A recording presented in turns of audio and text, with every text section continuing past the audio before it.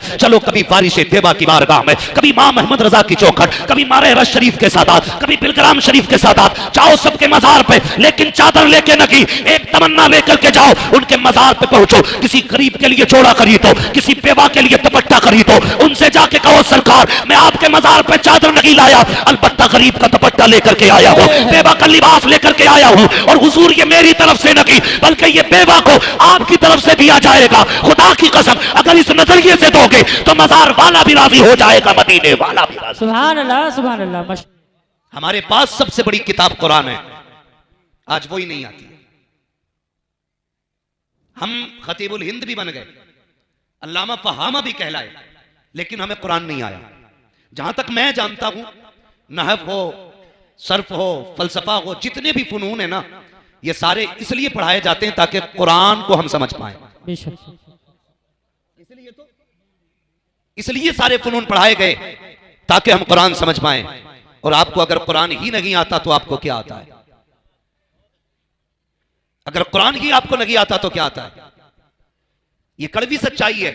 हमारे मुआशरे में जलसे बहुत हैं, उर्स भी बेहिसाब होने लगे। पतंगा मर गया तो मजार बन गया, मजार भी जरा कम बनाओ। मैं वहां भी नहीं हूं, तुम में सबसे पक्का बरेलवी जी, लेकिन ये कम करें आप काम। हरेरे गहरे नत्तू खैरे के मजार बनने लगे, फिर मजारों की अहमियत क्या रह जाएगी? और हालात देखिए मजारों के, एक मजार पर 150 चादरें, मुजावर का कमरा भर गया चादरों से, फिर भी दे चादर ले चादर। मुझे एक बात बताओ, मसलक के आला हजरत तो यह है कि जिस मजार पे एक चादर पहले से पड़ी हो, अब वहां दूसरी चादर की जरूरत नहीं है। बेशक ये क्या है? मसलक के आला हजरत, जिस मजार पे एक चादर पहले से पड़ी हो, वहां दूसरी चादर चढ़ाने की इजाजत नहीं है, इसलिए कि 70 चादरों से बुजुर्ग की सर्दी नहीं मिटाई जाएगी।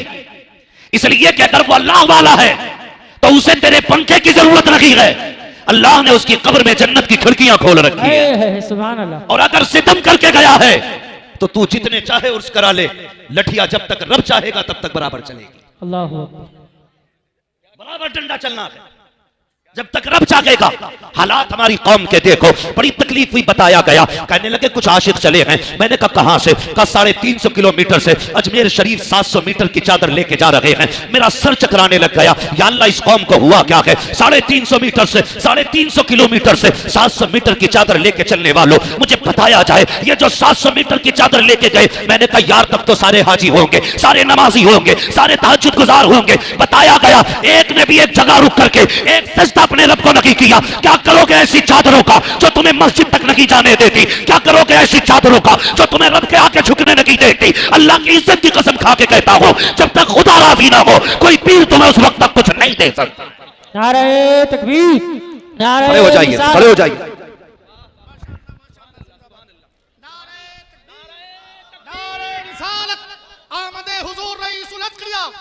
मखदूमुल मशाइख हुजूर मखदूम मिल्लत शहजादे हुजूर फातह बिलग्राम जानशीने हुजूर फातह बिलग्राम शहजादे मौलाए कायनात आमदे औलादे अली गुले गुलजारे वास्तियत वास्ती दूल्हा शेखे कामिल मुर्शिदे कामिल मुर्शिदे कामिल। माशाल्लाह, चेहरा बता रहा है कि आले रसूल हैं, खुशबू बता रही है कि जन्नत के फूल। सुभान अल्लाह। मैंने जिस शख्सियत के हवाले से बात की थी, आप माथे की निगाहों से देख रहे हैं माशाल्लाह। हजरत का तारुफ मैं क्या, मेरी औकात क्या मैं कराऊं? मैं बस इतना चाहता हूं, जानता हूं कि हजरत की वो जात है जिन्हें मेरे मुर्शिद गिरामी सरकार ताजुल शरिया खुशबू से पहचान लिया करते। सुभान अल्लाह, सुभान अल्लाह। और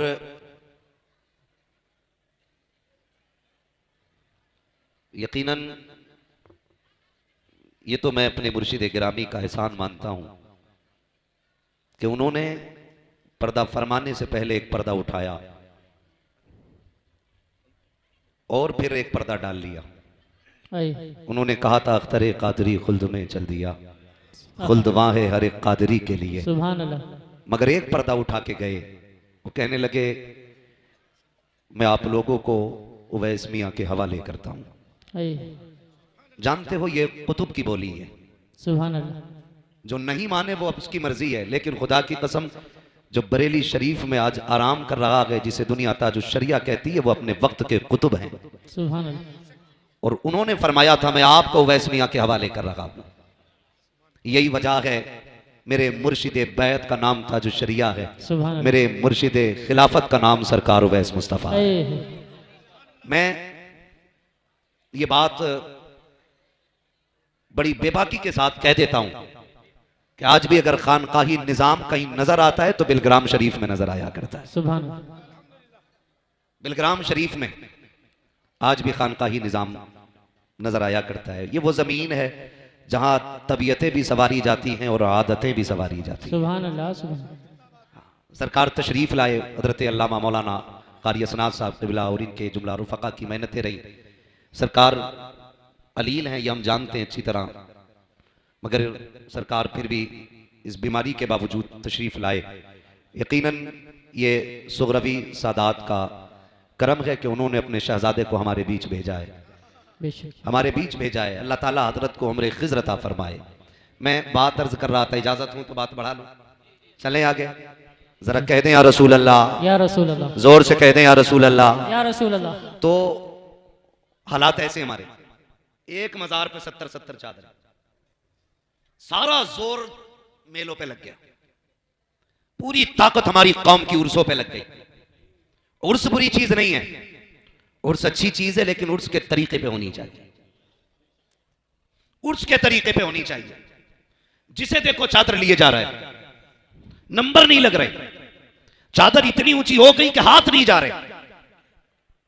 मुझे एक बात बताइए, हम ये चादर ये सोच के डाल रहे हैं ना मजार वाला राजी हो? चादर पेश करने वालों, कभी अपने मुआशरे में निगाह डाला करो। कोई तो ऐसी बेटी होगी जिसके सर पे दुपट्टे पे पैबंद लगा होगा, जी, कोई तो ऐसी बेवा होगी कि जिसके सर पे शोहर के इंतकाल के बाद आज तक चादर मैसर नहीं हुई होगी। अल्लाह। कोई तो ऐसा घर होगा जिसने माओ ने बच्चों के सामने पैबंद लगे कपड़े पहन रखे होंगे।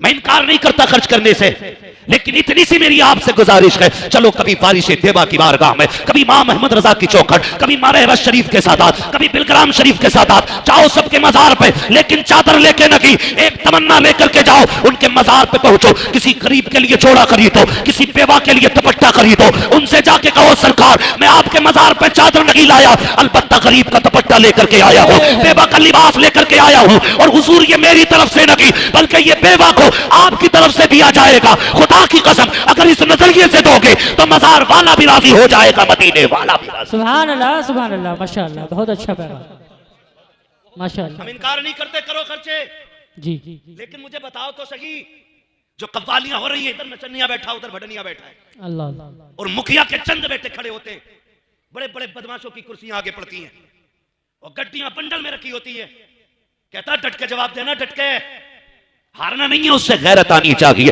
कोई भी इतना बेगैरत नहीं होगा जो अपनी बहन बेटी को 50 लोगों के सामने तमाशा बना के बैठाए। मैं पूछना चाहता हूं, अगर हमें बहनों की इज्जत इतनी प्यारी है कि हमारी बहन पे किसी की निगाह ना पड़े, जब किसी की बेटी को मिंबर पे बिठाने के बाद, जब किसी की बेटी को ऊंची जगह बिठाने के बाद अपनी नजरें से की जाती है, उस वक्त गैरत कहां मर जाया करती है? जब किसी की हसीन आवाज पर वाह वाह कह के दाद दी जाती है, तब इंसानियत का जनाजा क्यों निकल जाया करता है? मैं पूछना चाहता हूं, अगर हमें अपनी बेटियों की इज्जत प्यारी है, फिर जो ये कपड़े उतार के नाच रही है, ये भी तो किसी की बेटी है। जिसने सर से दुपट्टा उतार दिया है, ये भी किसी की बेटी है। पूछ तो सही उससे किस चीज ने लाके नाचने पे मजबूर किया है। कोई कहेगी बाप नहीं है इसलिए घर चलाने के लिए डांस करना पड़ रहा है, कोई कहेगी माँ बाप बीमार है दवा के लिए आके कपड़े उतारने पड़े। और तुम्हें खुदा का वास्ता किसी के कपड़े उतार के पैसे ना दो, बल्कि चादर उड़ा के पैसे दे दो। अगर चादर ढक के पैसे दोगे, खुदा की कसम मरने की देर है, मदीने वाला रहमत की चादर लेके तुम्हारी कब्र में आ जाए। सुभान अल्लाह, सुभान अल्लाह, माशाअल्लाह, बहुत अच्छा।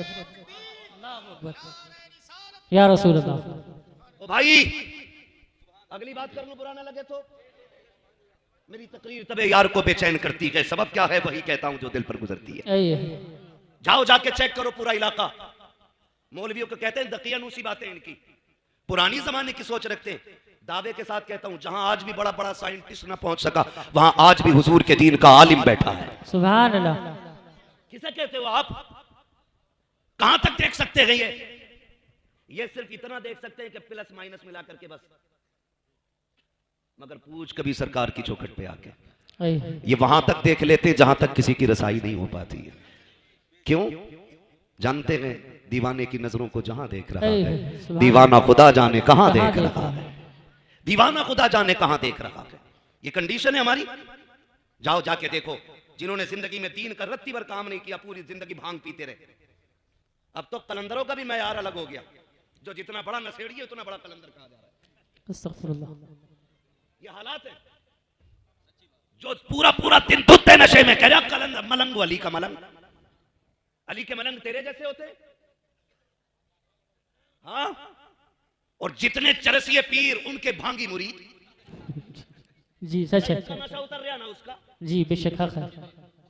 हाँ भाई, ऐसे चरस मार मार के बैठे हैं और नौजवान कहता चला जा रहा है यार मेरा पीर बड़ा अच्छा है, उसके यहाँ जाओ तो सुट्टा मिलता है, सुल्पा मिलता है। गैरत आनी चाहिए। इस नशे में डूब गए तुम, जो तुम्हें नालियों में गिराता है, जो तुम्हें पेशाब में गिराता है, जो तुम्हें गोबर में गिराता है, वो नशा क्यों भूल गए हो जो सिद्दीक़ अकबर को मदीने में दिया गया, जो फारूक आज़म को पिलाया गया, जो उस्मान गनी को पिलाया गया, जो मौला अली को पिलाया गया। इस नशे की बात करते हो जो वजूद मिटा देता है, उस नशे पे चलो जो खुदा की कसम यहाँ से उठा के मदीने का मेहमान बना दे। नारे तकबीर, नारे रिसालत, उलमाए अहले सुन्नत, जश्ने दस्तार बंदी हुजूर वैसमिया साहिब क़िबला। नारे तकबीर, नारे रिसालत। सुभान अल्लाह, सुभान जिसकी अल्लाह। कोई दुकान नहीं चलती वो सैयद बन के बैठ जाता। हद हो गई भाई।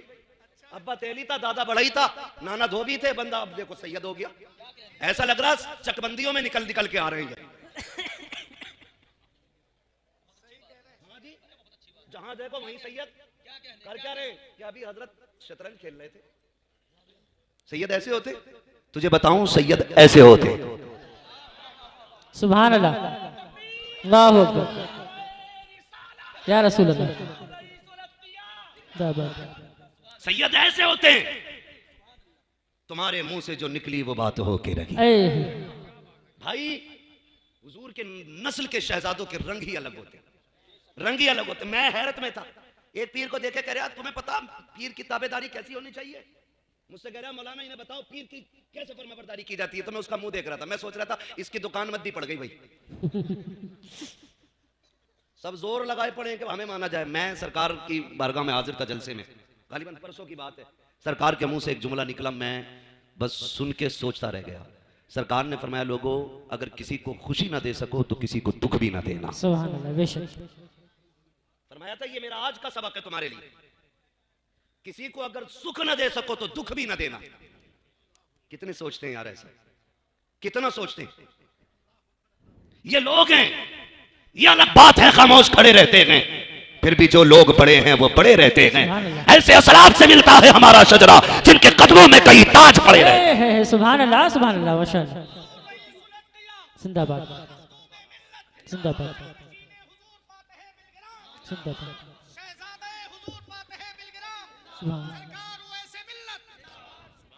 सुभान अल्लाह। हालात देखो हमारे, हमारा इलाका चौपट कर दिया। सैयद बन के आके बैठ जाते हैं, ऊपर से बस एक ही लड़ाई चलती है, फिर राफजियत खारजियत, राफजियत खारजियत, कोई काम ही नहीं, धंधा ही नहीं है। याद रखो ये बिलग्राम शरीफ का पैगाम और जमहूर उलमाए अहले सुन्नत का मौक़िफ़, अफजलुल बशर बादल अंबिया बित्तक़ीक़ अमीरुल मोमिनीन अबू बकर सिद्दीक़। सुभान अल्लाह, सुभान अल्लाह। अब इसके बाद हम किसी की नहीं सुनेंगे, किसी की नहीं। तो उनके बारे में भौंकता है, अपना नसब साबित करके दिखा, अपने बारे में साबित करके दिखा।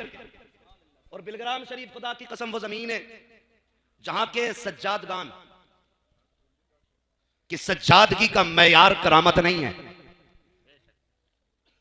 इनके बारगाह में करामत तो छोटी सी चीज है, बेशक।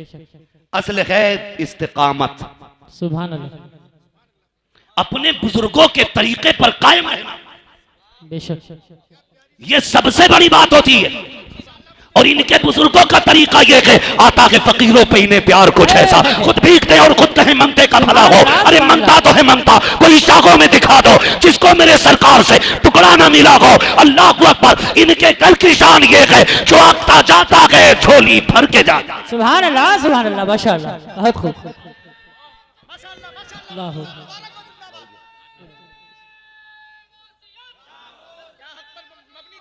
जिंदाबाद।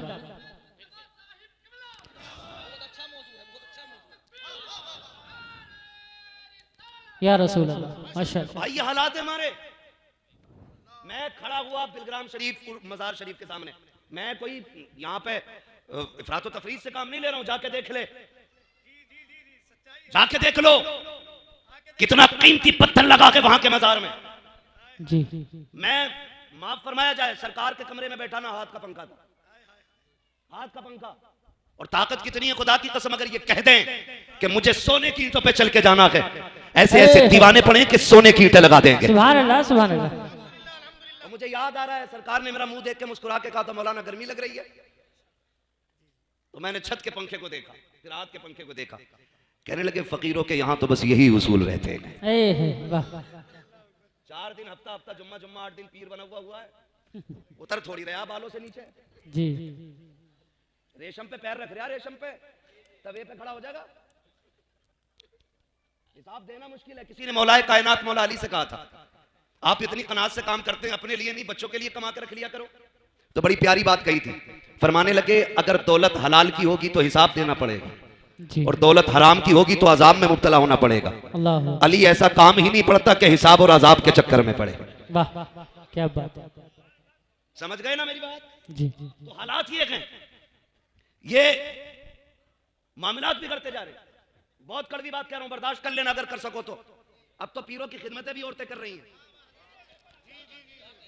और कह रहे हैं हजूर नहीं रुकेंगे, वो हुजूर है ही नहीं, हजूर ही है भाई, हजूर यहीं रुकेंगे। अल्लाह, ये किसने बढ़ावा दिया? हमने। जब गुंडों और आवारों को पीर बनाओगे तो ना बाहर इज्जतें बचेंगी ना घर में इज्जतें बचेंगी। अल्लाह, ऐसे लोगों को पीर क्यों बनाते हो? जिसने बाप के इंतकाल पे कुर्सी ले ली हो, बैठ गया हो, जिसे कलमा तक ना आता हो, जिसे बिस्मिल्लाह का तलफ्फुज़ दुरुस्त ना आता हो, तुमने उसको जिम्मेदारियां दे दी हैं। जब ना अहलों को तुम मिंबर दोगे, कुर्सियों से नवाजोगे, तो फिर वो शरीयत की बात नहीं करेंगे, सिर्फ तबीयत की बात करेंगे। हर जगह पर चादर की फजीलत, हर जगह मजारों की फजीलत है। मैं इनकार नहीं करता हूँ, लेकिन कहना यह चाहता हूँ तुम उर्सों के जितने चाहो जलसे कर लो, एक एक कवाली के अंदर 10-10 लाख उठाने वालों, अगले दिन बाबा का इंतजार करने वालों, मुझे बताओ तो सही हमारी कौम के अंदर कितने आईएएस हैं, कितने आईपीएस हैं, कितने एमबीबीएस हैं, कितने पीयूएमएस हैं? जरा तलाश करो जा करके। आज मत्थे पे सर दीवारों पे मार के कहते हो हमें लूटा जा रहा है, हमें तबाह किया जा रहा है। खुदा की कसम पावर उसकी होगी जिसके हाथ में कलम होगा, आगे वो बढ़ेगा जिसके पास तालीम होगी। जो सिर्फ पैसा अपना कव्वाली और चादरों में लगाएंगे वो कभी आगे नहीं बढ़ेंगे। अगर तुम्हें शौक है पैसा लुटाने का, अगर रब ने दौलत वाला बनाया है तो बंद करो ज्यादा चादरें चढ़ाना, इसी पैसे को उठाओ, पूरी बस्ती में निगाह डालो, देखो कौन बच्चा ज़हीन है, कौन पढ़ना चाहता है लेकिन गुर्बत की वजह से आगे नहीं बढ़ रहा है। वो पैसा उठा करके उस बच्चे की तालीम पे लगा दो। अगर वो आईएएस बन गया, आईपीएस बन गया, जिस कुर्सी पे बैठेगा होगा हिंदुस्तानी निजाम मदीने वाला नजर आने लग जाए। सुभान अल्लाह, सुभान अल्लाह, माशाअल्लाह, बहुत अच्छा पैगाम। वाह क्या बात है। भाई पढ़ो, आगे बढ़ो। जो पैसा इधर उधर डाल रहे हो ये तालीम में डालो। माशाअल्लाह, मिटा दे अपनी हस्ती को अगर कुछ मर्तबा चाहे कि दाना खाक में मिलकर गुले गुलजार होता है। सुभान अल्लाह। वो भाई पैसा तालीम पे लगाओ, खर्च करो, बुरा ना मानना। हमारे हिंदुस्तान में रोज लाखों जलसे होते हैं, रोज। जब सैकड़ों फोन रोज मेरे पास रहते हैं तो फिर हिंदुस्तान भर में कितने जलसे होते हैं। बच्चे कहते हैं अब भाई ये बिल्डिंग कैसे बन गई? कहने लगे पता नहीं लल्ला कौन सा गुण हाथ लगा इसके, रातों रात में कोठी खड़ी कर ली इनने। अब जब लल्ला को ये सबक पढ़ाया गया ना तो लल्ला फिर भूल गया। लल्ला सोच रहा है ये 9 के 99 होने कैसे? पूरा फोकस लल्ला का 9 के 99 पे लगा है। क्या बात है। अब्बा 420, बेटा 840। फिर जिम्मेदार मौलवी, गलत नहीं कह रहा, फिर जिम्मेदार मौलवी। क्या भाई जब ये छोटा सा पौधा था तुमने ये तो दिखाया ये कोठी 6 महीने में बन गई, तुमने ये तो दिखाया इस बिल्डिंग को 8 महीने लगे, इसके बाप ने गांव के अंदर तस्वीर बदल दी। काश उन बच्चों को अगर तुमने ये सिखाया होता नबी के अबू बकर ने इश्क कैसा किया। वाह वाह वाह, नबी के उम्र का नबी से रिश्ता कैसा था, उस्मान कुरान कैसा पढ़ते थे, अली के तेवर कैसे होते थे। फिर तेरा बेटा चोर नहीं होता, रिश्वतखोर नहीं होता, ब्याज नहीं लेता, हराम का पैसा नहीं लाता, जेबें नहीं काटता, सूद नहीं लेता, ब्याज नहीं खाता। अगर अबू बकर के किस्से सुनाए जाते तो बेटा अहमद रजा पैदा होता, बेटा मुस्तफा रजा होता। अगर उमर के किस्से सुनाए होते तो बेटा अख्तर रजा ताज शरिया बना। वाह वाह वाह, सुभान अल्लाह, सुभान अल्लाह, जिंदाबाद जिंदाबाद। बच्चों को पैसों के गुण सिखाए, पैसा कमाना नहीं बेटे, जन्नत कमानी है, जन्नत ये सिखाया करो, जन्नत कमानी है। बेशक तो इल्म सीखें और सिखाएं, वरना अक्सर तो मदरसों के पीछे लोग पड़े रहते हैं, पीछे लोग पड़े रहते हैं। खुदारा फरमाया गया या तो आलिम बनना या तालिब इल्म बनना या फिर इनसे मोहब्बत करने वाले बन जाना। इनसे मोहब्बत करो, इनसे प्यार करो। याद रखिएगा जिन बस्तियों में मदरसे चलते हैं ना, उन बस्तियों में बरकतें ऑटोमेटिक नाजिल हुआ करती हैं। बेशक बेशक, सुभान अल्लाह। देखो जहां जंगलों में इदारे बने, आज वहां शहर की तरह बस्तियां आबाद हो। क्या बात है, जहां लोगों को रोटियां नहीं मिलती थी, आज वहां कबीले के कबीले पल रहे हैं। सुभान अल्लाह। ये मदरसों की बरकत होती है। लेकिन हमारा जो एतमाद है ना, वो तावीज़ पे कुछ ज्यादा ही पक्का है, डोरी पे ज्यादा ही पक्का है। मैं तावीज़ का मुखालिफ नहीं हूं, तावीज़ लो मगर देने वाला मुफ्ती आजम जैसा होना चाहिए। क्या बात है, कोई मसला नहीं है। तावीज़ देने वाला अगर मुफ्ती आजम जैसा हो तो लेके आना। अब तो तावीज़ देने वाला एक मुसीबत के लिए तावीज़ लेने जाओ तो 3 मुसीबतें पीर साहब दे दें। क्या बात, दुकान चल रही है धड़ाधड़, मियां घर नहीं, बीवी को डर नहीं, ये कमाने जाते हैं, वो तावीज़ लेने चली जाती है।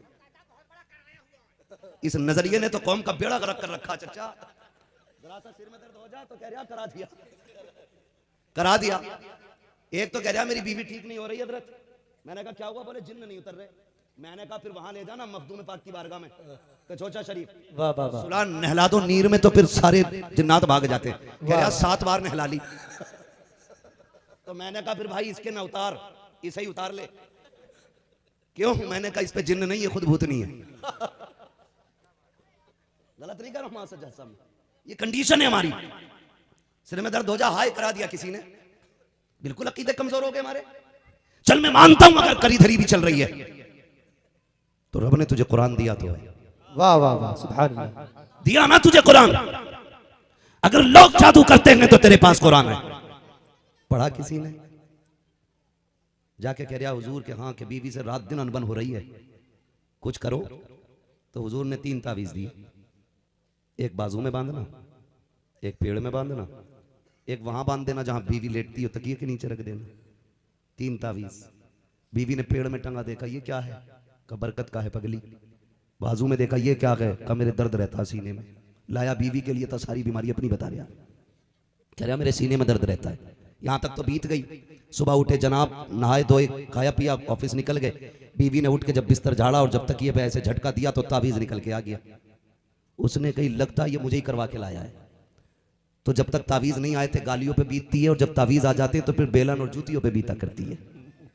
ऐसे तावीज़ से फायदा क्या यार, जिस पे जूते चले। जी क्या बात, आपसे भी इतनी गुजारिश है, आप फजर बाद सिर्फ मामूल बना लें। बेशक, सारे काम बाद में किए जाएंगे, सूरह यासीन की तिलावत पहले की। सुभान अल्लाह, वाह वाह वाह, सुभान अल्लाह। सूरह यासीन शरीफ की तिलावत सुबह में करो। लेकिन करे कौन? लाए तो एमए पास थे ना, वो इसलिए लाए थे ताकि बच्चे को इंग्लिश अच्छी आ जाए। उसने शोहर को गाली भी अंग्रेजी में ही दी। जनाब इसी बात पे खुश रहे कि अंग्रेजी बोल रही है। हाँ, ये काम ख्याली निकाल दो। ये घर जो है ये इंग्लिश से नहीं चलेंगे, घर निजाम मुस्तफा से चलेंगे, घर शरीयत मुस्तफा से चलेंगे, वाह वाह वाह वाह वाह, घर तरीके मुस्तफा से चलेंगे। वाह, रिश्ता पहले कराने भेज रहा ना, क्या पढ़ी है? बीए पास है। अरे ठीक है, फिर अम्मा भेजी, अम्मा फोटो भी खींच के लाइए। अब तो अल्लाह माफ करे। चाचा सुनो मेरी बात, बच्चे अगर लड़ेंगे नहीं तो फिर बच्चे ही काहे के? हाँ, बचपन होता ही लड़ने के लिए है। ये बचपन ही तो है जिसमें लड़ाई अच्छी लगती है, वरना आगे लड़के देखियो कितने दिन की काटनी पड़ेगी। तवज्जो है आपकी? चले मेरे बच्चों आगे, खास करके वो लोग मेरी बात सुने भी जिनकी शादी नहीं हुई है। अब तो ऑनलाइन रिश्ते हो रहे हैं, दामाद भी फेसबुक पे है और बहू भी फेसबुक पे ही है। क्या बात है, ऐसा ऐसा फिल्टर मारा कि कतई कल्लो हूर लगने लगी। बुरा ना मानना, नुकसान बताना। जी जी, क्या बात है, रिश्ते हो रहे हैं और ससुर कह रहा लौंडा कामयाब है का? क्योंकि काउन में कुंडल पहने हुए लंबी कमाई पे होगा पता चला, सुबह से शाम तक 15 पतंगे बना के बेची, 7 रुपए मिले हैं, उसी में गुजारा हो रहा है। का ये कुंडल कैसा है, का यार का लेके पहन के खिंचवा लिया था, अब जरा तावीज दे दो ताकि तमाद की इनकम हो जाए। अबे सुन तो सकी, जिसके बाल कुत्ता कटिंग हो, जिसका चेहरा खंजीर जैसा हो, जिसे चेहरे पे दाढ़ी अच्छी न लगती हो, उसे तू तमाद बना रहा है, गलती तेरी है। अब तावीज से काम नहीं चलेगा, दौरे से काम नहीं चलेगा, काम पहले करना था जब तमाद ढूंढ रहा था, फेसबुक पे ना देखता, व्हाट्सएप पे ना देखता, अगर तमाद की जरूरत थी मस्जिद में आके बैठ जाता, जो 5 वक्त नमाजी होता उसे तमाद बना लेता। इसलिए कि जो रब का हक अदा कर सकता है वो तेरी बेटी का भी हक अदा। सुभान अल्लाह। नारे तकबीर, नारे रिसालत, नारे गौस, मसलके आला हजरत, मदरसा हसनुल बरकात, उलमा अहले सुन्नत। वाह वाह वाह, सुभान अल्लाह, जिंदाबाद जिंदाबाद। समझ गए मेरी बात? दामाद कहां ढूंढोगे? बहुत कम लोग बोल रहे हैं, नहीं ये सोच रहे हैं ना मस्जिद वाला ढूंढ लिया 5-6 हज़ार मिलेंगे। दिमाग अपने अपने लगाते हैं। याद रखिएगा रज़ाक अल्लाह है। कौन है रज़ाक? अल्लाह है। जोर से रज़ाक अल्लाह है। अल्लाह है। तुम अल्लाह के काम करो, अल्लाह तुम्हारे काम कर दे। बेशक, जिंदाबाद। ठीक है जी, तुम अल्लाह के काम करो, अल्लाह तुम्हारे काम करेगा। दामाद दीनदार तलाश करो, दुल्हन कुरान वाली लाओ, वरना पूरी जिंदगी भूत नहीं उतरने वाले, गारंटी है हमारी। फिर भूत नहीं उतरते हैं अगर चढ़ जाते हैं तो। कुरान वाली दुल्हन तलाश करो। कह रहे अम्मी देख के आइए, चेहरा भी अच्छा हो, जरा देखने भालने में भी ठीक ठाक हो, बालूल भी चेक कर लियो, खाना भी बनवा लियो। कई सासें तो इतनी मनहूस होती हैं उस वक्त तक टलती नहीं है जब तक 2-3 टाइम का खाना ही लेती है। कहती है अभी तो कौरमा बनाया था, एक बार जरा खीर और बनवा दो लड़की के हाथ से। रामखोर तेरे बाप ने ला के रख दिया, फ्री में खाने चली आई। अजीब सिस्टम है यार। एक गरीब बेटी का रिश्ता करने में लाखों रुपए का कर्जमंद हो जाता है, और हमारा मुआशरा उसे कहता साहब ये तो चलन है, दस्तूर है, ये तो करने पड़ेंगे। क्यों करने पड़ेंगे भाई? जरूरत क्या तुम्हें नई जगह जाके मरने की? क्या रिश्तेदारियों में बच्ची नहीं है? क्या खानदान में बच्चियां नहीं है? क्या जरूरत पड़ी है सैकड़ों कोस पे जाके डूबने की तुम्हें? बवाल ये नहीं कि है क्या नहीं, बवाल ये रिश्तेदारों से मुंह भर के मांग नहीं सकते, और इतने बड़े भिकट्टे हैं कि बिना मांगे इनके गुजारे नहीं होंगे। फकीर भी ऐसे लोगों से अच्छा होता है कि जो मुंह मांगी रकम लड़की वालों से वसूल करते, कम से कम वो भीख लेके कुछ छोड़ तो जाता है ना।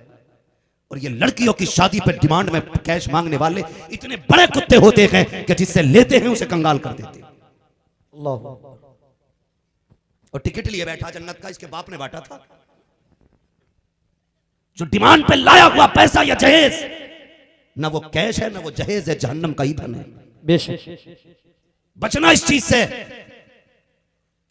ये जो दिखावे के करते हो ना, तो जाके बैठ रहे, दावतें चल रही हैं, पेट भर भर के खाए जा रहे हैं, घर आके कह रहे नाक अच्छी नहीं लगी लड़की की, कान अच्छे नहीं लगे। और बेगैरत जब लड़की देख ली थी नाक कान अच्छे नहीं थे तो खाने के लिए क्यों बैठे थे? तुम्हें तो गैरत आनी चाहिए। किसी को रुस्वा करने के लिए गए थे। तुम नहीं जानते हो बेटियों की जिंदगी कितनी नाजुक होती है। और यार तलाक तो बड़ी बात है, अगर देखने वाले आके जाके कहते हैं पसंद नहीं आई, लड़की की जिंदगी पे दाग लग जाता है। आने वाले से 10 लोग कहते हैं 3 बार लोग देख के जा चुके हैं, अभी किसी को पसंद नहीं आई है। तुम भी जरा सोच समझ के देख लेना। तो रास्ते से रिश्ते वाले लौट जाया करते हैं। मत करो किसी की जिंदगी को तबाह। अगर आखिरत में सुकून चाहते हो, अगर लड़की देखनी भी है तो ऐसे देखो न लड़की को पता चले न लड़की के घर वालों को पता चले। अच्छा लग जाए तो रिश्ता तय कर दो, अच्छा ना लगे तो मना कर दो। गरीब के लिए आफत ना बनो, गरीब के लिए राहत बनो, कब्र में मुस्तफा तुम्हारे लिए रहमत बनो। सुभान सुभान अल्लाह। लेकिन क्या करें, आप तो दोनों तरफ से लगी है ना। दिल के फफोले जल उठे सीने के दाग से, इस घर को आग लग गई घर के चिराग से। मैंने आज तक किसी मौलवी को मांगते हुए नहीं देखा है, किसी मौलवी को डिमांड करते हुए नहीं देखा 10 लाख चाहिए 20 लाख चाहिए। इसका मतलब यह नहीं है कि मौलवी की हो नहीं रही थी। मैं नहीं जानता आज तक कोई मौलवी इस वजह से कुआरा मर गया हो कि किसी ने मौलवी होने की वजह से लड़की नहीं दी। ऐसा नहीं है, लेकिन ये जानते हैं, हमें पता है जिसकी हम बेटी लेके आ रहे हैं, मेरे नबी ने फरमाया तुम्हारे 3 बाप हैं, एक वो जिसने तुम्हें पैदा किया, एक वो जिसने तुम्हें पढ़ाया, और एक वो जिसने तुम्हें बेटी दे दी। तीनों का एहतराम करना है भाई। जब तीनों का करना है तो अभी दज्जाल और जल्लाद बन के किसी के घर की बैंक खाली क्यों करना? हमें उसके बाप को इतनी इज्जत देनी है जितनी अपने बाप को देते हैं। इसलिए उलमा डिमांड नहीं करते।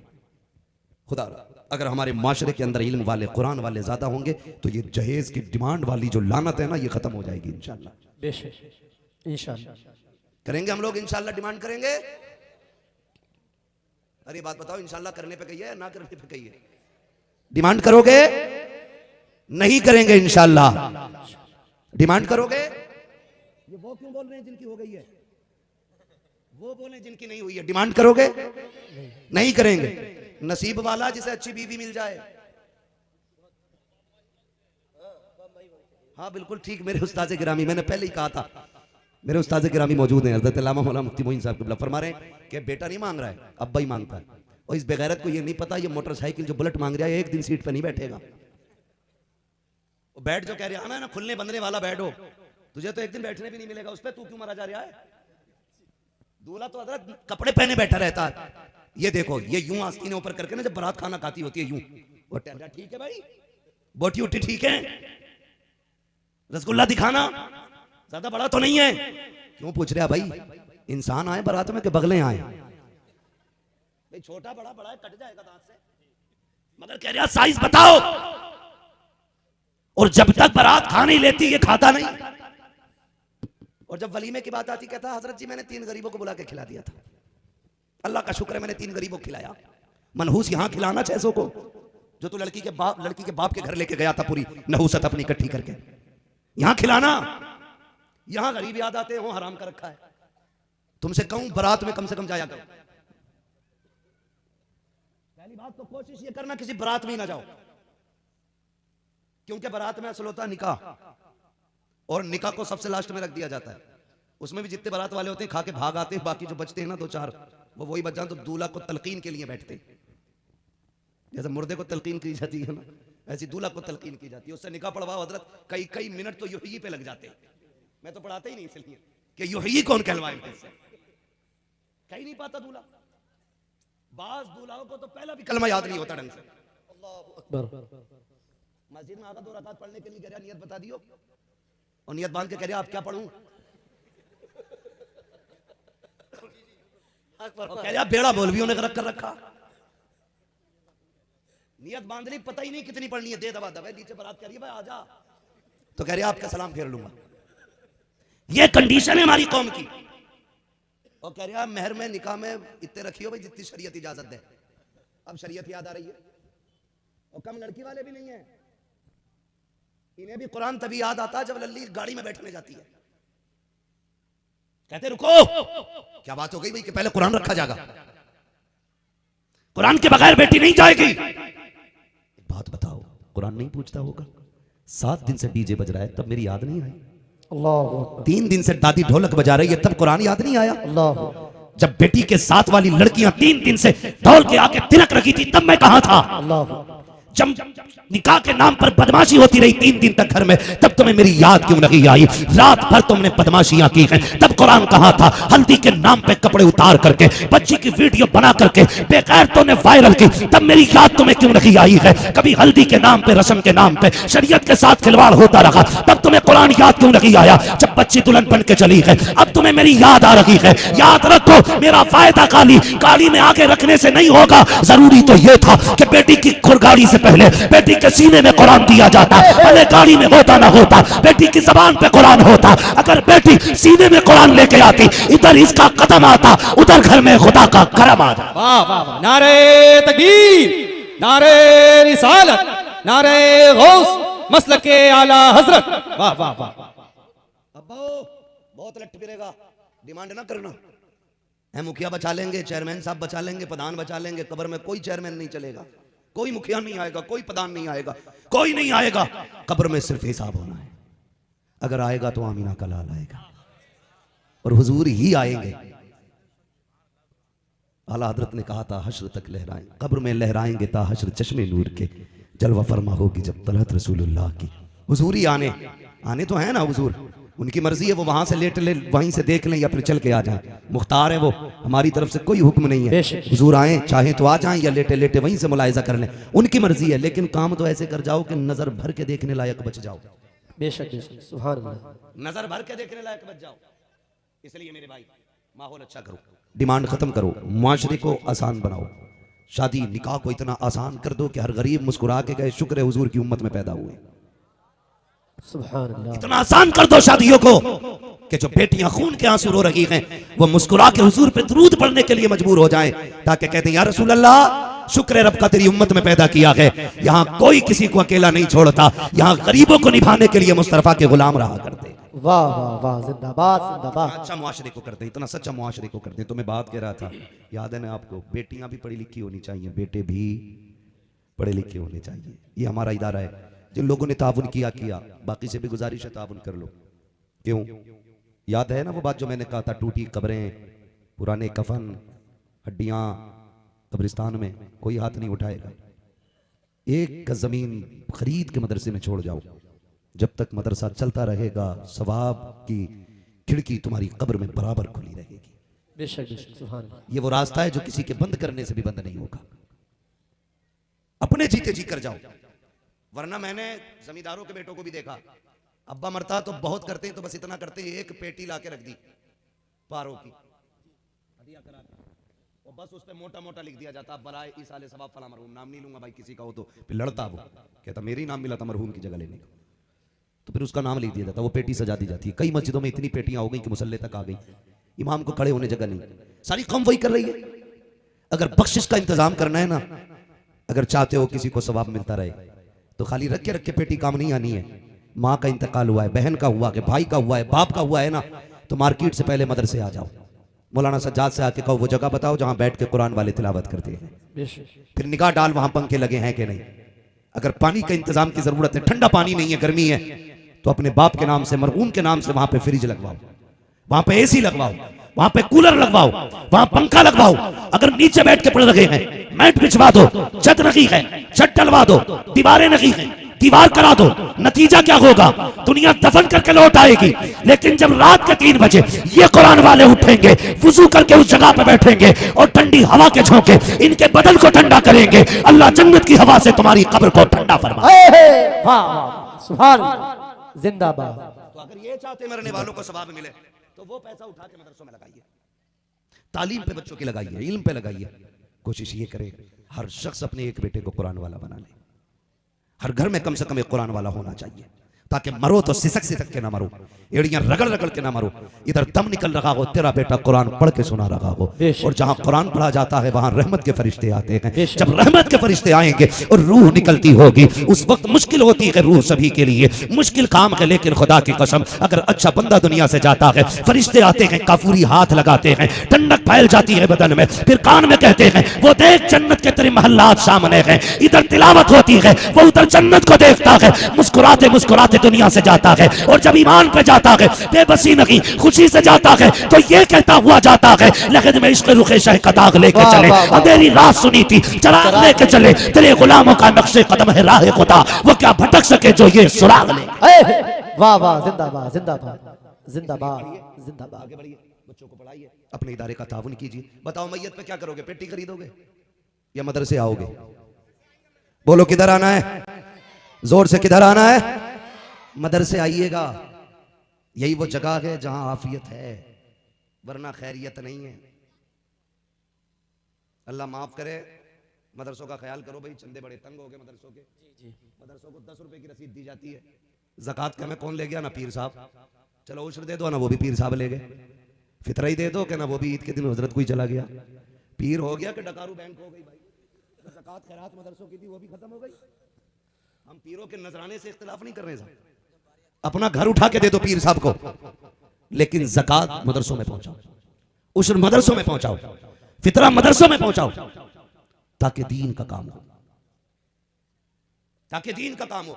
बाकी इसके अलावा जो बचता, पीर साहब के नाम घर करा दो, अपने मार्केट पीर साहब के नाम करा दो। हमें क्या जाता है? पता चला लाखों लाख का चंदा हुजूर के हाथ में, हुजूर के, और ये मदरसे वाले 10 रुपए के लिए रसीद लेके घूम रहे।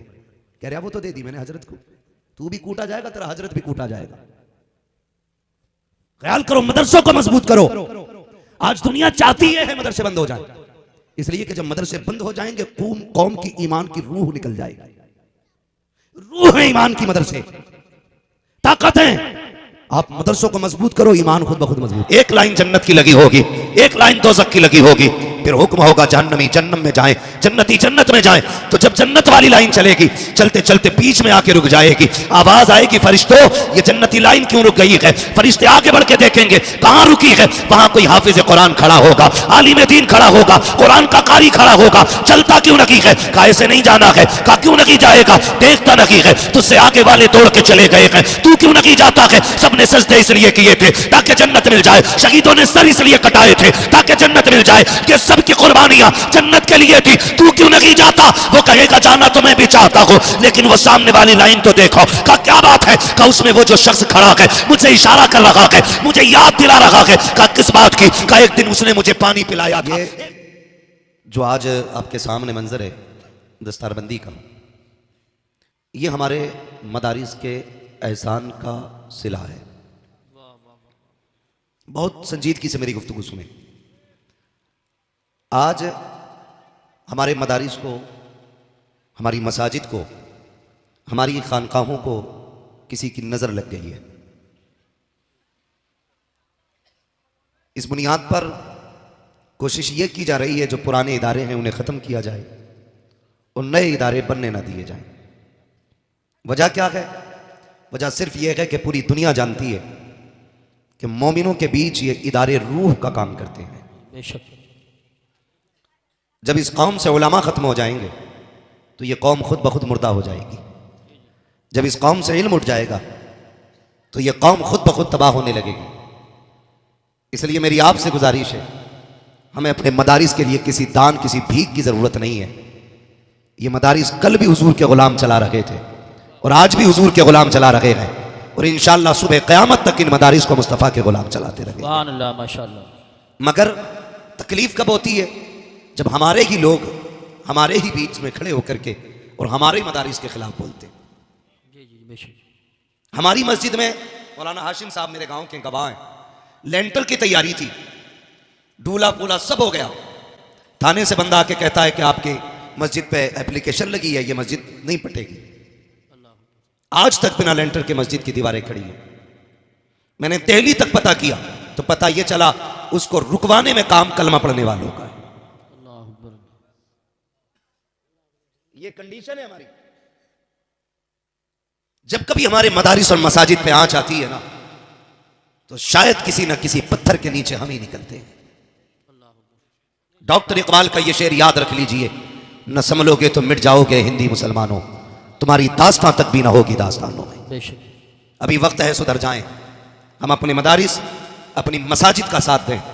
मस्जिदों को सजदों से आबाद करो, मदारिस को कुरान की तिलावत से आबाद करो। सुभान अल्लाह, सुभान। मैं ना जलसों का मुखालिफ हूं ना मैं उर्सों का मुखालिफ हूं, लेकिन दुख इस बात का है एक एक बस्ती में साल में 3-3 जलसे होते हैं, लेकिन घरों में कुरान पढ़ने वाले नजर नहीं आ रहे। कुरान पढ़ने वाले नजर नहीं आ रहे। पहली बात तो बच्चियों को कुरान आता ही नहीं, और जिन्हें आता है उन्हें हिज्जों से आता है, और हिज्जे भी इतने खतरनाक, ब्रेकर से भी ज्यादा बड़े लगते हैं। ये कंडीशन है हमारी कौम की, ये हालत है हमारी कौम की। जबकि होना यह चाहिए था एक एक बच्चे को कुरान का कारी होना चाहिए, एक एक बच्चे को कुरान आना चाहिए था। लेकिन बच्चे तो बच्चे, बड़े बूढ़े जो 2-2 करोड़ का बिजनेस संभाल लेते हैं, जिन्हें हिसाब उंगलियों पे आता है, उन्हें कुरान की 10 सूरतें नहीं आती। अल्लाह। बाल सफेद हो गए, जमीन को 20 बिस्मान से नाप देते हैं, लेकिन आज तक गुस्ल के फर्ज याद नहीं है। सही बात। आज तक वुजू के फर्ज हमारी कौम को याद नहीं है।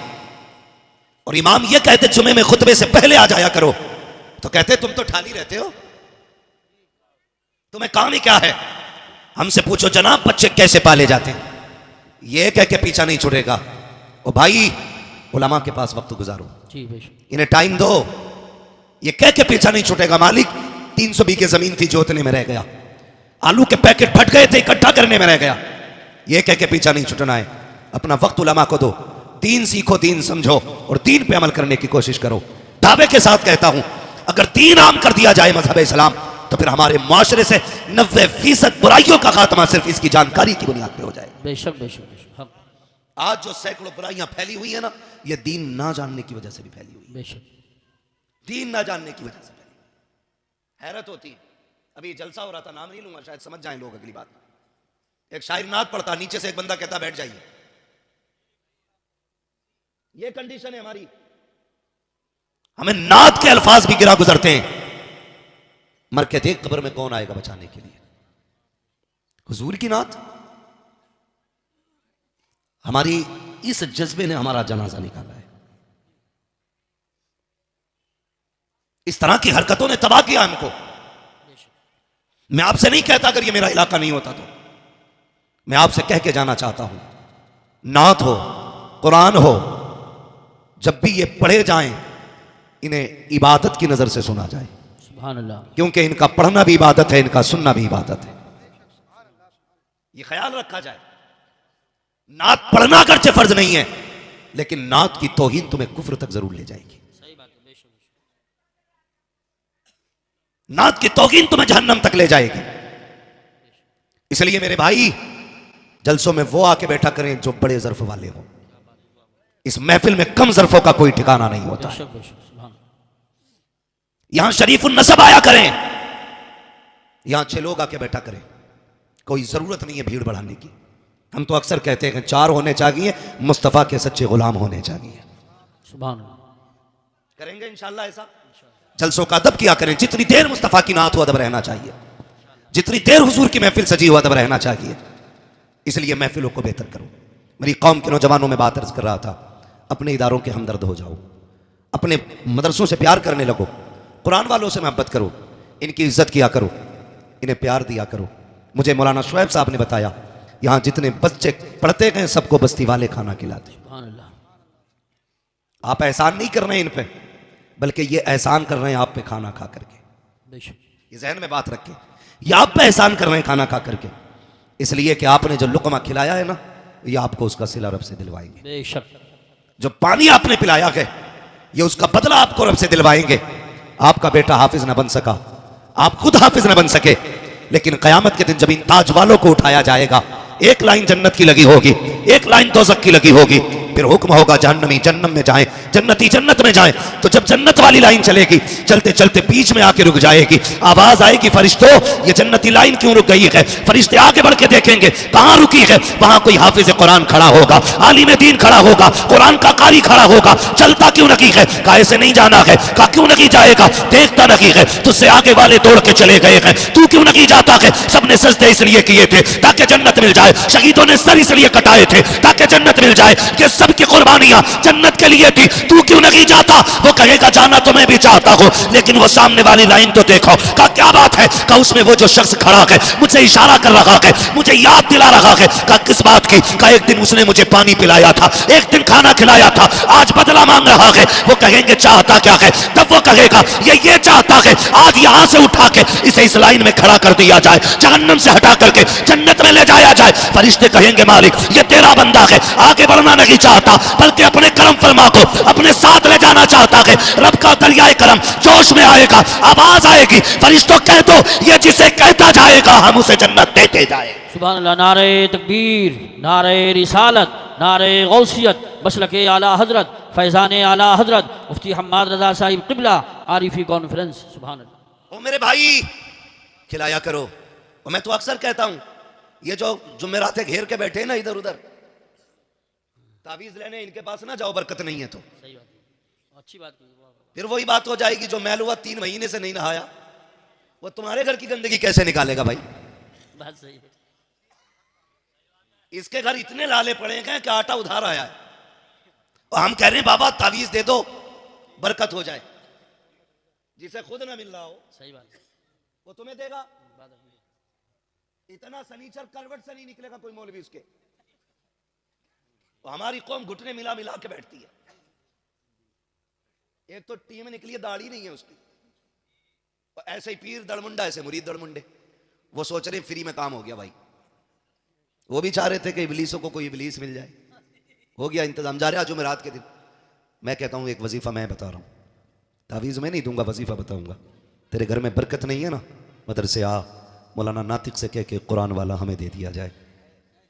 कह मौलाना शुएब से आके, और साथी साहब में से किसी से कह एक कुरान वाला दे दो, उसे लेके जा, और जो तेरे घर का सबसे बेहतर बर्तन हो ना, उसमें खाना आगे रखना। सुभान अल्लाह।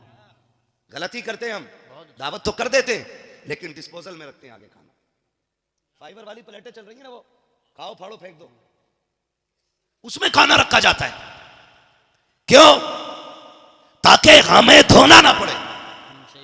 और साइंस इतनी उड़ी ये कहती है कि झूठा खा लो तो बीमारी लग जाती है। मैं कहता हूं साइंस तेरी औकात क्या है? तुम जितना चाहो उड़ लो, मेरे मुस्तफा के कदम से लगने वाले खाक के बराबर नहीं हो सकते हो। तुम कहते हो झूठे में बीमारी होती है, मदीने वाले ने कहा है मोमिन के झूठे में रब ने शिफा रखी है।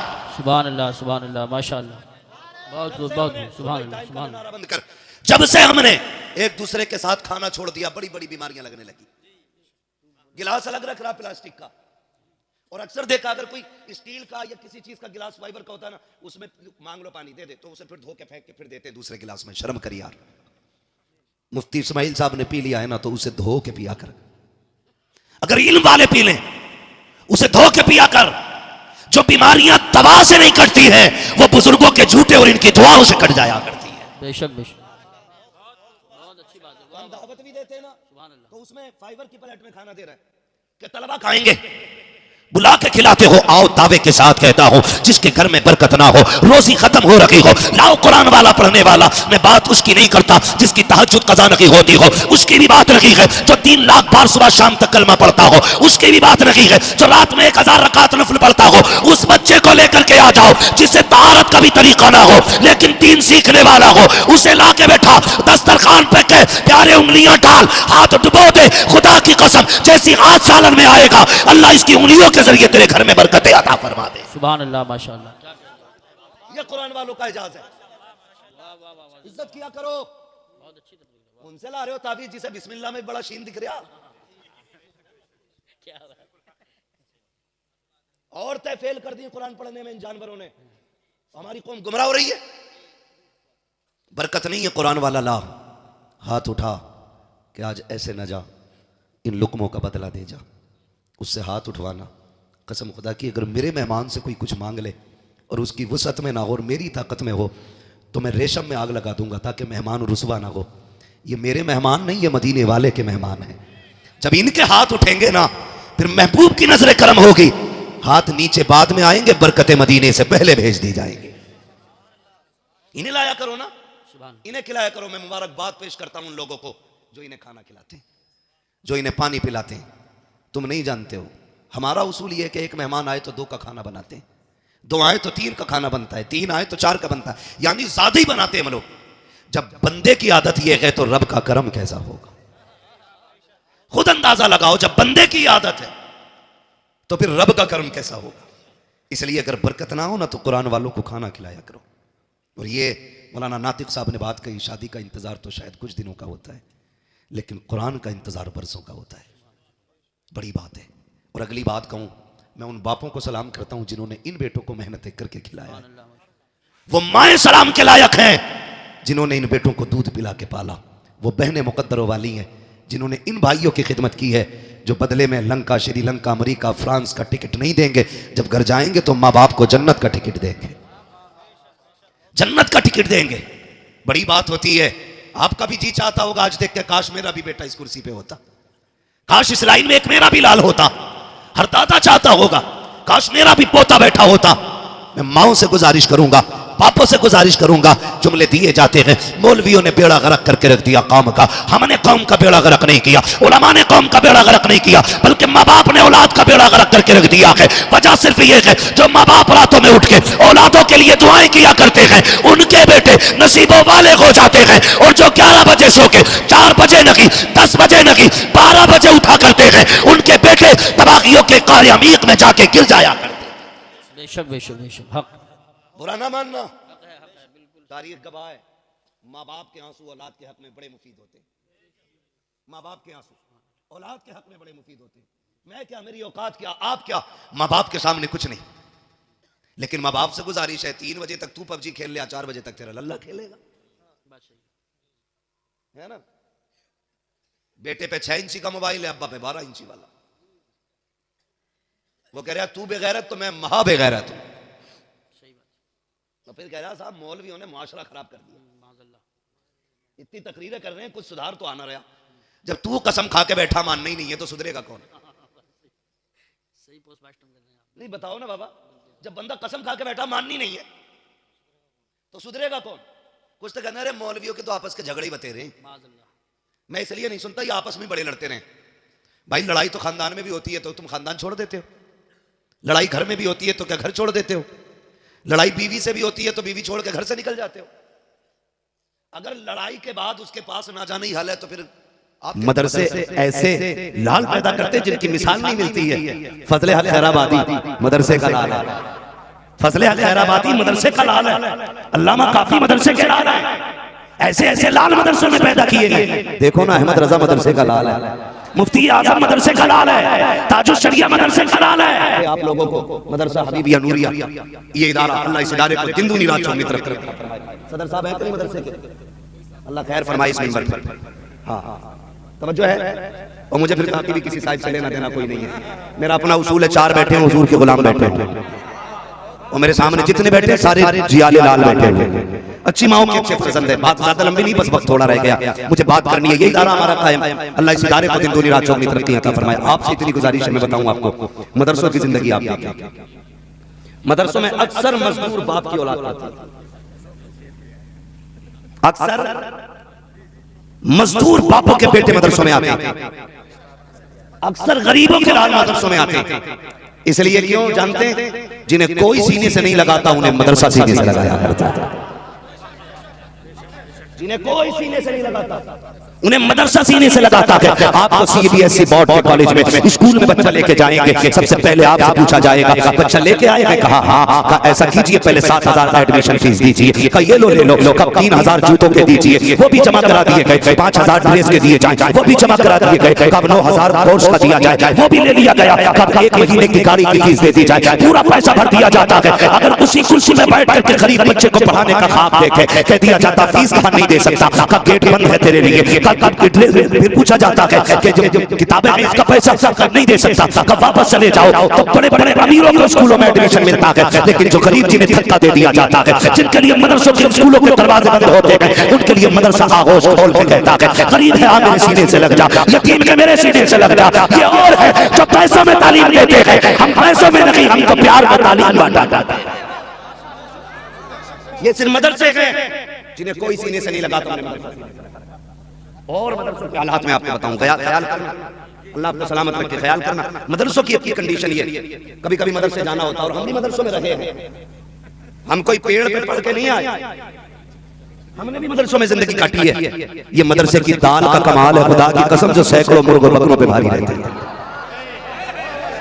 ये दाल ही का कमाल रहता है मदरसे से, ये कच्ची पक्की रोटियों का कमाल है। गौर तो करो ना, मदरसे बांझ नहीं है, मदरसे ऐसे लाल पैदा करते जिनकी मिसाल नहीं मिलती है। फजले हक खैराबादी मदरसे का लाल है, फजले हक खैराबादी मदरसे का लाल है, अल्लामा काफी मदरसे के लाल है। ऐसे ऐसे लाल मदरसों में पैदा किए गए। देखो ना, अहमद रजा मदरसे का लाल है, मुफ्ती आजम मदरसे का लाल है, ताजुल शरिया मदरसे का लाल है। आप नजर डाल के देखो, जितने भी बड़े बड़े हैं सारे मदरसे के लाल है। हाँ, इसलिए वजह क्या है? वजह सिर्फ इतनी है कि वहां पे जितने जाते हैं मुखलिस जाते हैं। मदरसों में कभी लालची बोले, जोर से बोले, लालची, ये बीच वाले लोग खाली बोल दें इंशाल्लाह पूरा जलसा आगे बढ़ जाएगा। लालची नहीं जाते, वहां खुलूस वाले लोग जाते हैं। कई बार मदरसों में जाना हुआ ना, ऐसे बिस्तर भी हमने देखे कि अगर रखो तो ऐसा लगता है जैसे फर्श की ठंडक गद्दे के ऊपर महसूस हो रही है।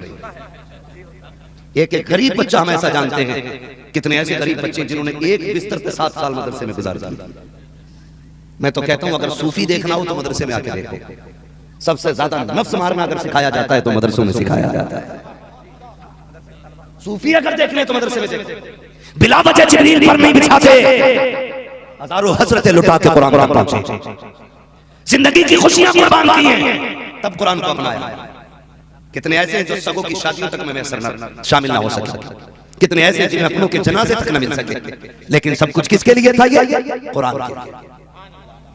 सिर्फ कुरान के लिए। आप अंदाजा लगाइएगा, मदरसों में पहुंचे, वहां पे बिस्तर भी लगी है, चारपाई भी लगी है, और रातों को 3 बजे उठने वाली जमात, वो भी वहां जब गीजर और गर्मी का कोई इंतजाम नहीं, और दिसंबर जनवरी की सर्द रात है, वो ठंडी हवाएं, ठंडा पानी, 3 बजे उठ के वुजू करने के लिए जिगर नहीं जिगरा चाहिए, उठ करके रात को सर्द पानी से वुजू करने के लिए लोगों का जिगर चाहिए। इतनी आसानी से पानी में हाथ नहीं डाला जाता है। तुम्हारे बच्चे 6 बजे स्कूल वाले उठते हैं, उनके लिए गीजर में गर्म पानी मिलता है, उसके बावजूद उनको ड्रेस पहनाई जाती है, गर्म मोजे गर्म जूते, एयर कंडीशन गाड़ी में बैठ के जाते हैं, फिर भी खिड़की खुली तो नजला हो गया, किसी को जुकाम हो गया है, लेकिन आप भी सिद्दूरिया हबीबिया के दारुल उलूम के अंदर आके देख तो सकी कितनी सर्दी के मौसम गुजर गए हैं, लेकिन आज तक कोई ठंड की वजह से बीमार नहीं हुआ है, कोई सर्दी की वजह से नहीं मरा है। मैं पूछना चाहता हूँ, जो कौम 3 बजे उठे ठंडे पानी से वुजू करे, वो जिंदा कैसे रह सकती है? जो सर्द पानी में हाथ डाले, वो जिंदा कैसे रह सकती है? जो ठंडे फर्श में बैठ पड़े, वो जिंदा कैसे रह सकती है? उसे तो मर जाना चाहिए, लेकिन ये जिंदा इसलिए है कि जब तक घर रहते हैं माँ बाप बचाया करते हैं, जब ये मदरसे आ जाते हैं रसूल पाक बचाया जाता है।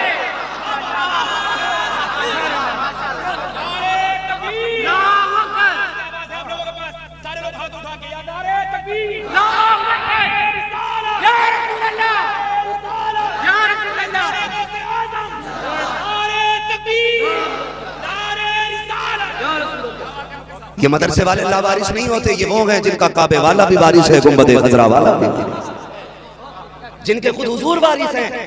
ये वो जमात है। अल्लाह तौफीक दे, कभी मदरसों के चक्कर लगाया करो, जाया करो यार। कभी जन्नत में जाना चाहते हैं ना सारे लोग, सभी को जन्नत चाहिए, लेकिन जन्नत हमने बड़ी सस्ती कर रखी है। अब्बा मरे तो बस एक पेटी का दिया करा लो मस्जिद में रख, बस एक पेटी, और उस पर लिख दो बड़ा इसाले सवाब मरहूम अच्छन खान। अगर किसी का नाम हो तो बुरा ना मानिए, मैंने बस एक फॉर एग्जांपल ये बात कह दी। अगर कोई अच्छा हो तो ये मत सोचना मौलवी मेरे मरने की दुआ कर गया ना, मतलब हमने अपने अब्बा का नाम लिखवाई, पेटी ले आए रखी। मुझे एक बात बताओ, रोटी डलिया में रखी रहे कितनों का पेट भर जाएगा? देख, समझ रहे ना मेरी बात? मैं कोई बहुत टफ बात नहीं कर रहा हूं, मैं इतनी इजी करके कर रहा हूं कि हर बंदा समझ जाए। रोटी खाली प्लेट में रखी रहे और मुंह के अंदर ना जाए तो कितने लोगों का पेट भरेगा? तुम एक नहीं 12 पेटियों का दिया करा लो कुरान पाक, और सबको लाके मस्जिद में रखो, वो ना पढ़ी जाए तो बताओ सवाब मिले? हमारे हालात क्या हैं? हमारे हालात ये हैं, जिधर को एक भेड़ का उधर को सारी भेड़, जिधर को एक जा रहा उधर को सब है। बुरा के अब्बा मरे वो भी पेटी लिया है, गुड्डू के मरे वो भी लिया है, लड्डू के मरे वो भी लिया है, सारी पेटी लिए। किस लिए? अब्बा को जन्नत मिल जाए। सुने, अगर जन्नत में जाना चाहते हो, कब्रिस्तान गए हो कभी? नहीं, अभी गए कि नहीं कब्रिस्तान? ना गए तो मेरा मशवरा सुन लें, जो खुद जाते हैं वो लौट आते हैं, जिन्हें ले जाया जाता वो लौट के नहीं आते। आला हज़रत ने कहा था, हाय गाफिल वो क्या जगह है जहां 5 जाते हैं 4 फिरते हैं। इससे पहले कि ले जाया जाए खुद भी चले जाया करो ताकि एक बार लौट के आ जाए। जाएंगे इंशाअल्लाह, हर जुमे को कब्रिस्तान जाया करो। मैं अगर इस टॉपिक पे बात करूं, बड़ा वक्त चाहिए। मेरे भाई ने मुझसे कहा था वालिदैन के हवाले से कुछ गुफ्तगू कर लें, अगर मुझे सही वक्त मिलता बोलने के लिए तो फिर मैं गुफ्तगू करता। अब मुझे भी बड़ा लंबा सफर करना है, तकरीबन 600 साढ़े 600 किलोमीटर बाइक कर जाना है, और फिर आप भी काफी वक्त से बैठे हुए हैं। बस मैं गुफ्तगू समेटने लगा हूं, और बहुत गौर से मेरी बात सुनिएगा। इसलिए मेरी कभी ये ख्वाहिश नहीं होती कल को लोग ये कहें मौलवी बड़ी अच्छी तकरीर करके गया। मौलवी का क्या कमाल है? कमाल तो करबला वालों का है जिन्होंने खानदान दे के कुरान बचाया है। कमाल तो मदीने वाले का है। खुदा की कसम, मैं तो अक्सर कहता हूं, हम क्या कर रहे हैं दीन के लिए? हम तो दीन के नाम पर सिर्फ रोटियां खा रहे हैं। कम से कम इतना ही बचा लो जो हिस्से में आ गया, इतना ही बचा ले जो हिस्से में आ गया। हमारी कौम का एक बंदा खड़े होकर कहता, मदरसे ये तो पेट पालने के तरीके, मदरसे ये तो भरने के तरीके। खुदा की कसम खा के कहता हूं, जिस दिन मदरसे खत्म हो गए ना, कोई जनाजा पढ़ाने वाला नसीब नहीं होगा। जिस दिन मदरसे खत्म हो गए उस दिन तुम्हारे बच्चों को कलमे तक याद नहीं होगा। आज जो ये टोपियां सलामत है ना, ये मदरसों की देन है। ये जो चेहरों पे दाढ़ियां है ना, ये मदरसों की देन है। प्यार किया करो मदरसों से। मस्जिद को खुदा का घर कहा जाता है, मदरसे को मुस्तफा का घर कहा जाता है। आप नहीं दे सकते, मत दें। मदरसा तुम्हारा मोहताज भी नहीं है, इसलिए कि जब मदरसे पे मुश्किल की घड़ियां आएंगी, तुम घर में बैठना बचाने के लिए मदीने से खुद मुस्तफा आएंगे। ये याद रखिएगा, कोई मदरसे को हकीर न समझे, वरना नस्लों से इल्म उठा लिया जाएगा, नस्लों से इल्म उठा लिया जाएगा।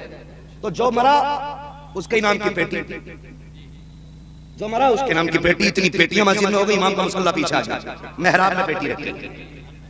पहले खाली अलमारी में थी, मेहराब में वो खिंचते खिंचते मुसल्ला पीछे होता जा रहा है। कभी पेटियां खोल के देखना, अल्लाह तौफीक दे तो कई पेटियों में दीमक लग गई।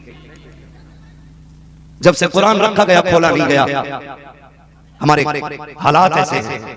आपसे मैं गुजारिश करूंगा, जब चाहते हैं कि हम जन्नत में जाएं, कब्रिस्तान जाओ, कब्रें देखो, और कभी किसी बड़े बूढ़े को लेकर जाके पूछो ये कब्र किसकी है जिसके निशान तक मिट गए, ये कब्र किसकी है जिसकी लकड़ियां नजर आ रही है, पूछना ये कब्र किसकी है जिसके कफन के धागे धागे नजर आ रहे हैं। वो बताएंगे ये वो था जिसके हिस्से में 100 बीघे जमीन थी, ये वो है जो 150 बीघे जमीन का मालिक थी, ये वो है जो मध्य के दौर में लाखों पैसे इसके लाखों रुपए बैंक में रहते थे। खुदा की कसम आज पैसे वालों के निशान बाकी नहीं रहे। अगर निशान बाकी रहेंगे तो मुस्तफा वालों के निशान बाकी रहेंगे, हुजूर वालों के निशान बाकी रहेंगे।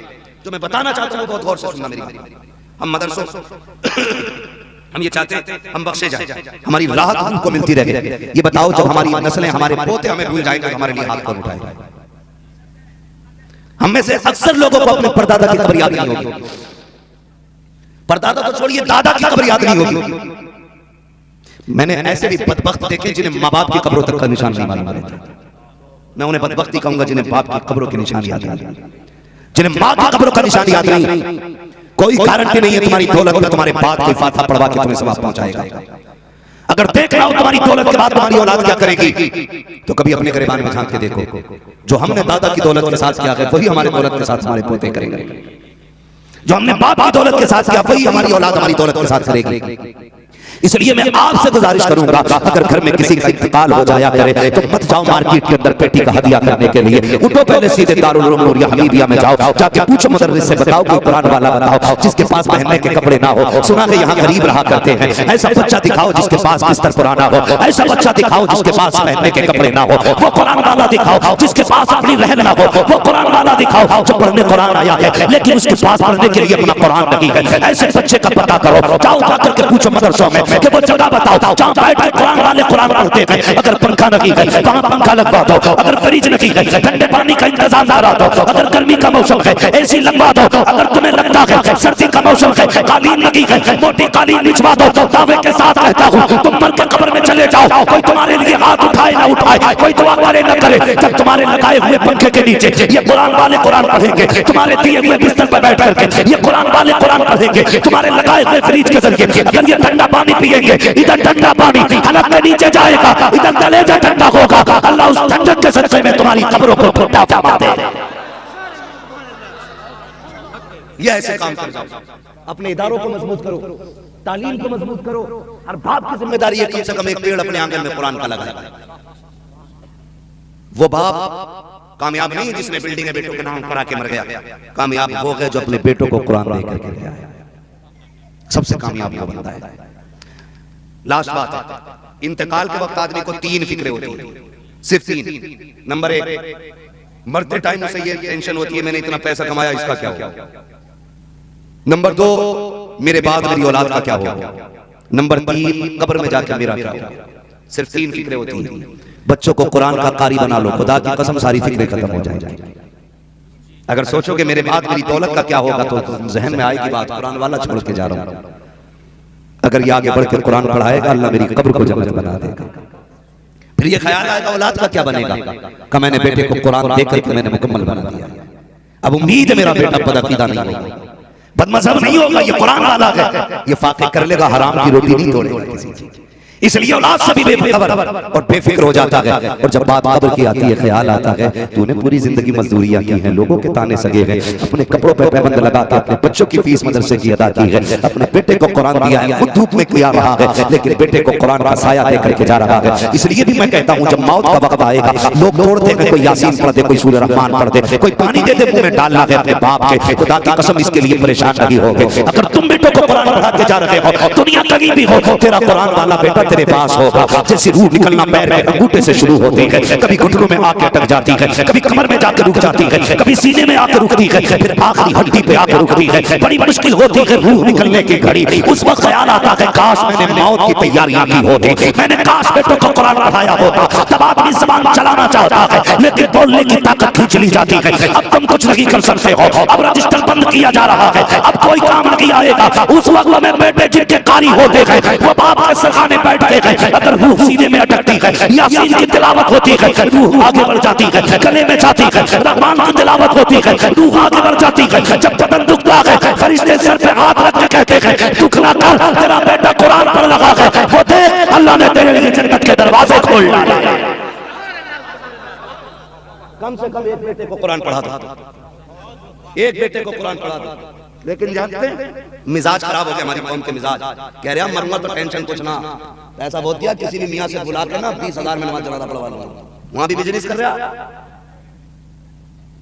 20,000 में किसी भी हजरत को बुला के पढ़वा लूंगा जनाजा। अच्छी बात है, नेक लोगों से जनाजा पढ़वाओ, काबिल लोगों से पढ़वाओ, लेकिन एक बात बताओ, दिल से जो बात निकलती है असर रखती है, पर नहीं ताकत परवाज मगर रखती है। जरा बता, जनाजे में बाप लेटा हो, मुसल्ले पे बेटा खड़ा हो, फिर बेटे के दिल की हालत क्या होगी? किसी भी बड़े से बड़े पीर अल्लामा को बुला लो, मैं कहूंगा अच्छा नजराना देते थे, साल में 4 जलसे कराते थे, चलो भाई चल रहे, अच्छी बात थी, बड़े अच्छे मौलाना थे, अल्लाह इतनी तो हमदर्दी आएगी, आंसू फिर भी नहीं आएगा मेरी आंख में। मगर अगर मुसल्ले पे बेटा खड़ा हो, जनाजे में बाप लेटा हो, जब वो आखिरी बार मुंह देखेगा तो याद आएगा जब घर से चला था तो बाप ने कहा था बेटे खाली हाथ ना आना, जन्नत का टिकट लेके आना। रो देगा बाप को देख के बेटा, अब्बा तूने मुझे जवानी भर पढ़ाया, अब तेरी खिदमत के दिन आए थे, तू चल दिया, मैं तुझे कुछ न दे सका। मुसल्ले पे बेटे खड़े होकर रो के कहेगा मालिक ये देख वो लेटा है जिसने खुद फाते किए थे, मुझे कुरान से दूर नहीं किया था, ओवर टाइम ड्यूटियां करता रहा, मुझे कुरान पढ़ाया, मालिक मैं इसकी खिदमत न कर सका। ये सोचते सोचते जैसी वो सना पड़ेगा, आंखें की पल के आंसू से तर हो जाएंगी, मोती समझ के शान करीम ने चुन ली है। और यार बस आंखें गीली करके दिखाओ तुम्हारा रब बड़ा करीम है, थोड़ी पल के भिगो के दिखा दो। जैसी बेटा रो के कहेगा अल्लाह इसे माफ कर दे, आज तक इसने कोई उजरत मुझसे नहीं ली, ये जाते जाते मैं ये चाहता हूँ मेरे मालिक इसकी कब्र को जन्नत की क्यारी बना दे। जब बेटा रो के इतना कहेगा, सलाम फेरने से पहले खुदा की रहमतें उतरेंगी और कहेंगी फरिश्तों जाओ मरने वाले से कह दो तेरे बेटे की वजह से हमने तेरे गुनाहों को माफ फरमा दिया।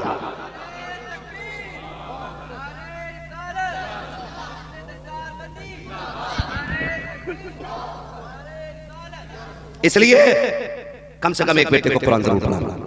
अब मैं पढ़े लिखे लोगों से बात करना चाहता हूँ, तलबा से मेरी गुजारिश है, मेरे बच्चों मेरा एक मशवरा है, तुम्हें जो कुरान पढ़ाया गया है ये पेट पालने के लिए नहीं, खर्चा चलाने के लिए नहीं। अगर बाप का मकसद पैसे कमाना होता तुम्हें मदरसे न भेजता, किसी कंपनी किसी फर्म में डाल के तुमसे रोज 1000 रुपए कमाई कराता, तुम्हें इसलिए कुरान नहीं पढ़ाया गया। याद रखना, अगर जिंदगी में वो घड़ी आ जाए कि तुम कब्र के ऊपर हो, बाप कब्र के नीचे हो, जब बाप को कब्र में उतारा जाए तो उस वक्त तक कब्र से उठ के ना जाना जब तक पूरा कुरान कब्र पे अपने बाप को ना सुना दो। उसे पूरी जिंदगी फुर्सत नहीं मिली कुरान सुनने की बेटे की, इसलिए कि उसे बेटियों के भी हाथ पीले करने थे, उसे घर का खर्च भी चलाना था, उसे फैमिली की जरूरतें भी पूरी करनी थी। पढ़ाया बड़े शौक से था, लेकिन पूरा कुरान सुनने की उसे मोहलत न मिल सकी। कभी घर के खर्चों में रहने न दिया, कभी घर की जरूरतों ने घर से निकाला, कभी घर की बीमारियां घर से बाहर ले गई, कभी बच्चों के शौक घर से बाहर ले गए। आज तक उसे इतनी मोहलत नहीं मिली अपने की बेटे से पूरा कुरान सुन पाता। अक्सर बाप अपने बेटों से पूरा कुरान नहीं सुन पाते हैं, लेकिन हाफिज बनने वालों, कारी बनने वालों, मेरा इतना मशवरा है जब बाप कब्र में उतर जाए, अजान पढ़ने वाला अजान दे के लौट जाए, मिट्टी देने वाला मिट्टी दे के लौट जाए, तू बैठ जाना बाप की कब्र पे, कहना अब्बा बड़े दिनों के बाद फुर्सत मिली है, आज बड़े दिन के बाद थक के लेटा है, मालूम है आज तुझे राहत मिल गई है, मुझे पता है अब्बा कोई काम नहीं होगा, अब्बा सुन आज तक तूने कुरान नहीं सुना है, आज तेरा बेटा वो कुरान सुनाएगा जिसके लिए तूने मजदूरियां की थी। और उसके बाद अलहम्द से लेकर के फन्नास से सीन तक पूरा कुरान पढ़ना, उसके बाद उठ के आना, खुदा की कसम सिर्फ बाप राजी नहीं होगा, खुदा पाक भी राजी हो जाएगा, रसूल पाक भी राजी होगा। ये कुरान वालों तुम्हारी जिम्मेदारी है, मरने के बाद अपने बाप को पूरा कुरान सुनाना है, पूरा कुरान सुनाना है। फिर देखो खुदा की कसम मंजिलें कैसे आसान नहीं होती है कब्र की। करना है इतना काम हाफिजों को। और इतनी गुजारिश और कहूंगा, मैं पढ़े लिखों से सारी हिंदी इंग्लिश मदरसे कहीं के भी पढ़े लिखे लोगों सबसे गुजारिश करूंगा, ये याद रखिएगा, या तो आप कामयाब बने हैं तो आपके पीछे आपके बाप का हाथ है, और या फिर आपकी कामयाबी में आपके बड़े भाई का हाथ है। मैं अक्सर बड़े भाइयों को जानता हूं, ऐसों को, और सभी जानते होंगे कि जिन्होंने अपनी जिंदगी में मजदूरी इसलिए की ताकि भाई की फीस अदा करके उसे कामयाब बना सके।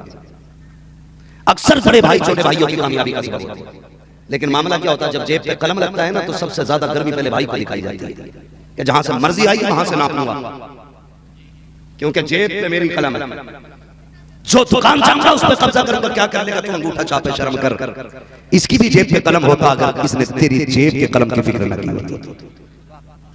बाप की जगह ये मजदूरी करके तेरी जरूरतें पूरी करता रहा, जिसे आंखें दिखा रहा है। गुजारिश करूंगा अगर बड़े भाई नाकाम है, छोटे भाई कामयाब है, तो बड़े भाई का हाथ पकड़ के आगे बढ़ो, इसलिए कि तुम्हारे भाई की, तुम्हारी कामयाबी में तुम्हारे भाई की कुर्बानियां शामिल होती है। करेंगे इंशाल्लाह, करेंगे करेंगे, बड़ों की फिक्र। लेकिन अक्सर क्या होता है, बड़े की कमाई खाई जाती है, और जब बंटवारे का नंबर आता है तो बड़े को सबसे कंगाल करके छोड़ा जाता है।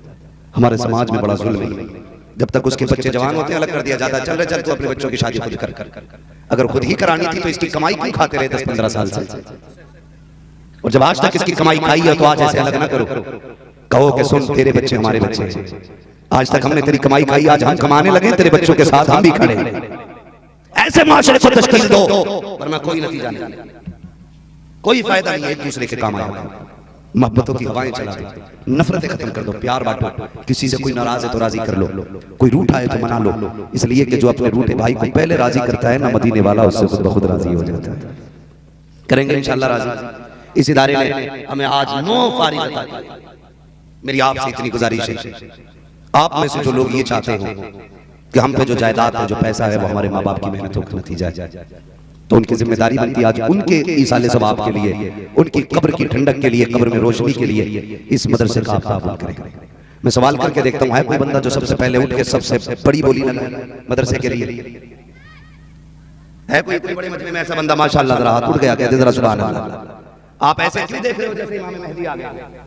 आप भी तो इंसान हो ना। 100-200 रुपए